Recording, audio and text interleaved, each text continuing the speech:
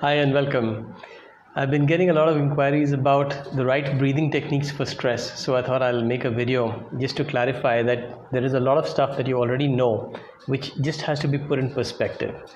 Being I work with a lot of people on getting their breathing right. And when you breathe right, stress is low. It's very easy to understand why. What is stress? Stress is like friction. And what is breathing? Breathing is like lubrication. So when you've got a machine where two parts are rubbing each other and you lubricate it like a lock or something like that, then naturally the key goes through the lock much more easily. Now, what we tend to forget is that breathing is so very critical to every part of us, especially for reducing stress, which is the cause of so many lifestyle disorders. So I'm going to, in this video, share with you two things that you must know that you probably did not pay much attention to, even though they're commonsensical stuff. But from this moment on, you will be very aware of it and you will abide by it.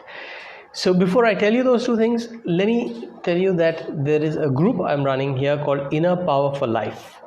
Just type those 4 words, Inner Power for Life, and go become a part of that group.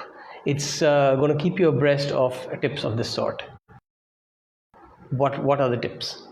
First, when you're breathing, make sure that you're breathing into the lungs fully.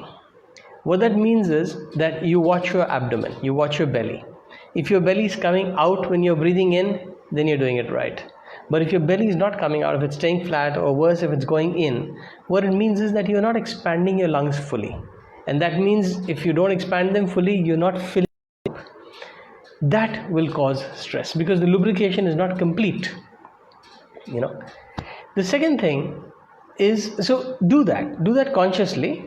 You breathe in and make sure that your belly comes out so that diaphragm is pressed by the lungs and the abdomen expands.